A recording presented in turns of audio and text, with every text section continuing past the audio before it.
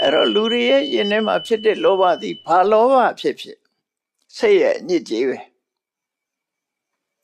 ဘာလောဘဖြစ်ဆိုကိုပစ္စည်းကိုလိုချင်တာပဲဖြစ်ကိုမိသားစုထဲမှာနော်ကိုမျိုးသားကိုမျိုးသမီးကိုနှစ်သက်မြတ်လို့ရပဲဖြစ်ပေါ့ကိုဟာပဲဖြစ်ဘာပဲဖြစ်လောဘသူများဟာတော့နှစ်သက်တာပဲဖြစ်စီသူများပစ္စည်းလိုချင်တာပဲဖြစ်စီလိုချင်တာမှန်သမျှအဆိုးကြီးပဲလို့သူတို့ပြောတာပေါ့စိတ်ရဲ့အညစ်အကြေးပဲလောဘမှန်ရင်စိတ်ရဲ့အညစ်အကြေးပဲလို့သူတို့ဆိုလို့ဒါကိုစဉ်းစားကြည့်စရာကောင်းတယ်တမန်ပုဂ္ဂိုလ်ကကြည့်မယ်လေကိုပစ္စည်းကိုတွေ့တာဟာအပြစ်လားလို့မေးကောင်းမေးလိမ့်မယ်အပြစ်လို့ဆိုတဲ့နေရာဟာရှားစိုးမှုနဲ့ညှိတာမှအပြစ်မဟုတ်ဘူးနော်မကောင်းကျိုးဖြစ်စေတဲ့ရင်အပြစ်လို့ပဲခေါ်ရတယ်ကိုဟာကိုနှစ်သက်တာကိုပစ္စည်းကိုတွေ့တာကိုမိသားစုကိုတွေ့တာအပြစ်လားတရားဥပဒေရတာအပြစ်မရှိဘူးလေလူရဲ့ဥပဒေရကြတော့အပြစ်မရှိသို့တော့ဓမ္မဥပဒေရကြတော့အပြစ်ဖြစ်တယ်ဘယ်လိုအပြစ်ဖြစ်တာလောဘဖြစ်လို့ကိုဟာကိုတွေ့တာပဲဖြစ်စေကိုမိသားစုကိုတွေ့တာပဲဖြစ်စေတွေ့တာမှုအလုံးသည်တောကကိုဖြစ်စေတယ်ဒါအပြစ်ပဲလေကောင်းကျိုးမပေးဘူးတွေ့တာချင်းကြောင့်တောကဖြစ်လာတယ်အဲ့ဒါသူ့ရဲ့လောဘကဖြစ်စေတဲ့အကျိုးဆက်ပဲဖြစ်တယ်ကောင်းကျိုးမပေးဘူးကောင်းကျိုးမပေးတာအပြစ်ပဲသူတို့ဆိုလို့တာဘယ်သူလောဘပဲဖြစ်ပါလောဘပဲဖြစ်လောဘမှန်သမျှကောင်းကျိုးမပေးဘူးအဲ့ဒီကောင်းကျိုးမပေးတော့ဒါကိုပဲဆိုးကျိုးကိုဖြစ်ပေါ်စေတယ်လို့ဒါအပြစ်လို့ပြောတာလောဘဖြစ်လာလို့ရှိရင်သူများသက်လည်းတတ်တာပဲသူများဥစ္စာလည်းခိုးတာပဲသူတို့ဘာသာမရလည်းပြမာတယ်ဒုစရိုက်တွေအကုန်လုံးတယ်သူတို့ဆိုလို့တယ်ပေါ့အကောင်းမဲ့ကိုမတော်ဘူးလို့ဆိုလို့တယ်တခုခုတော့လောက်တာအဲ့ဒါအပြစ်ပဲလို့သူတို့ဆိုလို့တယ်ပေါ့နော်တို့ဆိုလို့တယ်အဲ့တော့ရသော်ဗျာတရားတော်ဟာချင်းချက်မရှိပါဘူးလောဘကိုစိတ်ရဲ့အညစ်အကြေးတစ်ခုအနေနဲ့သတ်မှတ်တယ်ဒါပထမကိုယ်စိတ်ထဲမှာထင်ညစ်ကြေးရှိသလားမရှိဘူးလားပထမသိရငါစိတ်မှာရှိတယ်ရှိရင်ဘယ်အတိုင်းတာထိရှိသလဲငါရဲ့လောဘသည်သူများပစ္စည်းကိုလိုချင်တဲ့အတိုင်းတာထိရောက်သွားသလားသို့မဟုတ်လွန်ကဲတဲ့လောဘလားသူအတိုင်းတာအရာဒုက္ခပေးမှာကြီးပဲကောင်းတော့တိုင်းတာရတော့လောဘရှိနေဒုက္ခပေးမှာပဲလေဘယ်လောဘပဲဖြစ်ကောင်းကျိုးပေးမှာတော့မဟုတ်ဘူးဒုက္ခပေးမှာသို့တော့လောဘရဲ့အတိုင်းတာအရာဒုက္ခပေးမှုအတိုင်းတာရှိမယ်အဲ့ဒါတော့ကွာနိုင်တယ်လေအဲ့ဒါတော့ကွဲပြားတယ်သူ့ရဲ့ပေါ့ထီဂရီပေါ့လောဘကပြင်းထန်သလားသို့မဟုတ်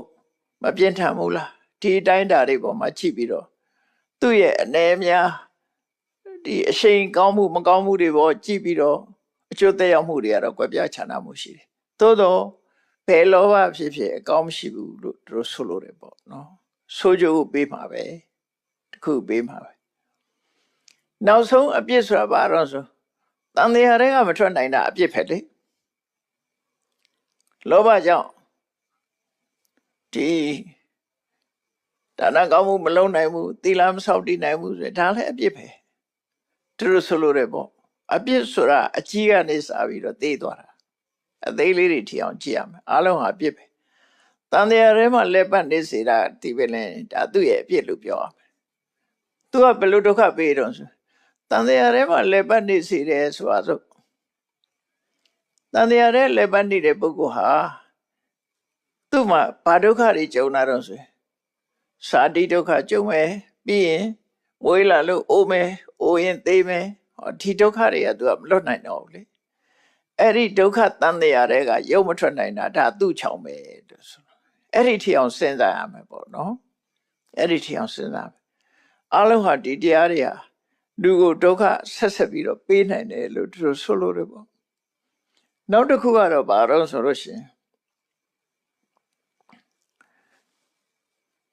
အဘိဓါဝိသမလောဘပြီးတော့သူနဲ့တွဲလာတာကြတော့ဘာတော့ပြပါတော့စိတ်တတဥပကိလေသောပြပါရဆိုတာဘာကိုခေါ်တာတော့ဆိုရင်အကြမ်းမြင်အဖြစ်ဒေါသကိုခေါ်တာဒေါသကိုဘာဖြစ်လို့ပြပါရလို့ခေါ်ရတယ်လဲဆိုလို့ရှိရင်ပြပါရဆိုတဲ့စကားလုံးကဝိအပါဒဝိဆိုတာစိတ်ရဲ့အခြေအနေတစ်ခုရုပ်ပြက်ဆင်းပြက်ဖြစ်စေတယ်ဥပမာဒေါသထွက်လိုက်လို့ရှိရင်စိတ်အခြေအနေကပျက်စီးသွားတယ်စိတ်ပျက်စီးလို့ရုပ်လည်းပျက်စီးတယ်လေစိတ်ဆိုးနေတဲ့လူရဲ့မျက်နှာကြည့်ပေါ့နော်စိတ်ဆိုးနေပြီဆိုရင်လှတဲ့လူကလည်းမလှဖြစ်သွားတယ်စိတ်ဆိုးလာတဲ့ပုဂ္ဂိုလ်တယောက်ရဲ့ရုပ်ဟာပျက်စီးသွားတာပဲအဲ့တော့စိတ်ကိုလည်းပျက်စီးစေတယ်ရုပ်ကိုလည်းပျက်စီးစေတယ်ဒေါသဆိုတာအဲ့တော့ဒါရင်လားဆိုပဲဟုတ်မလဲစိတ်ရုပ်ပျက်စီးတယ်ဆိုရင်အပြောဆိုတာလည်းပျက်စီးသွားတယ်ချိုးသားပြောမှ तू မပြောတော့ဘူးရှင်ကျေးတဲ့စကားလုံးနဲ့မပြောဘူးရိုင်းဆိုင်သွားတယ်အမူအရာလည်းရိုင်းဆိုင်သွားတယ်ပြောဆိုလည်းရိုင်းဆိုင်သွားတယ်ဒါပျက်စီးမှုပဲလေ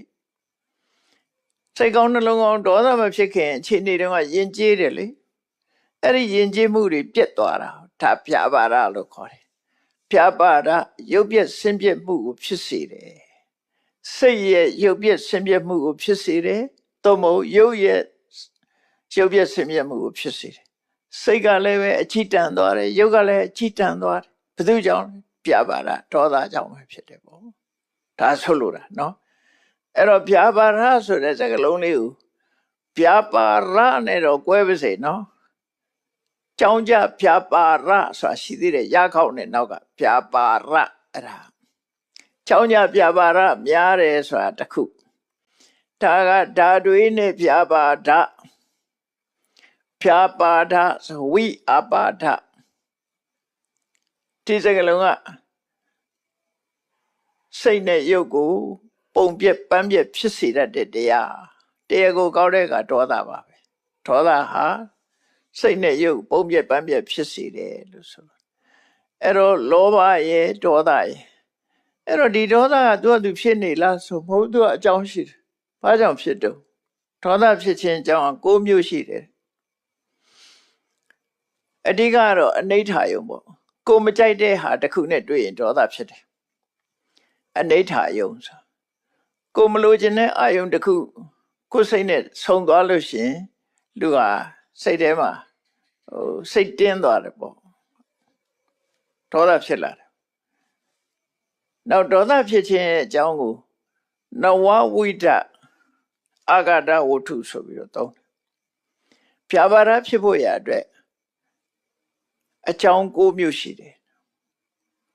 အဲ့ဒီအကြောင်း9မျိုးကလွယ်လွယ်လေးပါမှတ်လို့ရတော့နော်ကိုကနန်းဆိုပြီးပဲအများကြီး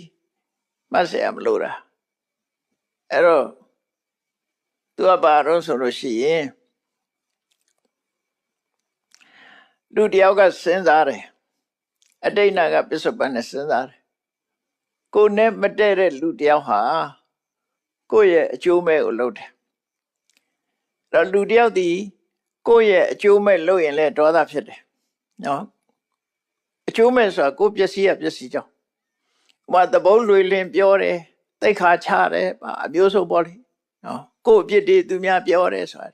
တော့ကိုမကြိုက်တာကိုလုပ်တဲ့အခါမှာကိုယ့်ရဲ့ဟိုတဲ့မို့မနစ်တဲ့ဟာတွေကိုလှုပ်လို့ရှိရင်လည်းသူဒေါသဖြစ်တယ်နောက်တစ်ခုကတော့ကိုနဲ့ခင်မင်နဲ့မိတ်ဆွေရဲ့အပြစ်နာစာတွေပြောရင်လည်းဒေါသဖြစ်တယ်အကျိုးပျက်စီးအောင်ပြောရင်လည်းဒေါသဖြစ်တယ်နောက်တစ်ခါကိုနဲ့မတည့်တဲ့လူဆိုတာရှိသေးတယ်လူတိုင်းမှာမတည့်တဲ့လူရှိအဲ့ဒီကိုနဲ့မတည့်တဲ့လူရဲ့ကောင်းကျိုးကိုပေးပြန်တဲ့ကောင်းကျိုးကိုပြောတဲ့အခါကျလဲဒေါသဖြစ်ပြန်တယ်နော်ကိုရန်သူကိုပြောရင်လည်းကိုမကြိုက်ဘူး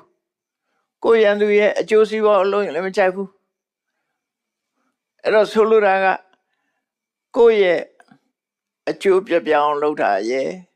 ကိုမိတ်ဆွေရဲ့အကျိုးပြပြအောင်လုပ်တာရဲ့ကိုနဲ့မတည့်သူရဲ့အကျိုးစီးပွားကိုဖြစ်ထွန်းအောင်လုပ်တာရဲ့အဲ့ဒီ3ခုကိုမူတည်လိုက်3ခုနော်အဲ့3ခုမူတည်လိုက်လို့ရှင်သူကဟိုမဲ့ကိုယ့်ရဲ့ အကျိုးစီးပွားပြပြောင်းအောင်လုပ်တာကတစ်ခုကိုမိတ်ဆွေရဲ့အကျိုးစီးပွားပြပြောင်းအောင်လုပ်တာကတစ်ခုနောက်တစ်ခါကိုရန်သူရဲ့အကျိုးစီးပွားကောင်းအောင်လုပ်တာကတစ်ခုအဲ့သုံးခုအဲ့ဒီသုံးခုကိုကာလသုံးပါးနဲ့မြောက်တာသုံးလိဆိုကိုပေါ့နော်ကာလသုံးပါးနဲ့မြောက်လိုက်တာအတိတ်အနာဂတ်ပစ္စုပန်အဲ့တော့ဆိုလိုတာဘာလို့ဆိုရင်ငါရဲ့အကျိုးပြပြောင်းအောင်အရင်တုန်းကလည်းလုပ်တယ်အခုလည်းလုပ်နေတယ်နောက်လည်းလုပ်ဦးမှာပဲသုံးခုငါမိတ်ဆွေရဲ့အကျိုးပျက်စီးအောင်အရင်ကလည်းလုပ်ခဲ့တယ်အခုလည်းလုပ်နေတယ်နောက်လည်းလုပ်ဦးမှာပဲသုံးခု6ခုဖြစ်သွားရနောက်ဆုံးတစ်ခုကျတော့ငါနဲ့မတည့်တဲ့လူရဲ့အကျိုးစီးပွားကိုအရင်ကလည်းလုပ်ခဲ့တယ်အခုလည်းလုပ်နေတယ်နောက်လည်းလုပ်ဦးမှာပဲ9ခုဖြစ်သွားအဲ့ဒါကိုအာဂတဝတ္ထု9ပါးလို့ခေါ်တယ်လူတွေဟာအခဲမကြေနိုင်တာအဲ့ဒါတွေပဲအဲ့ဒါတွေတွေးလိုက်ရင်အခဲမကြေဘူးဒေါသတွေကဖြစ်လာတယ်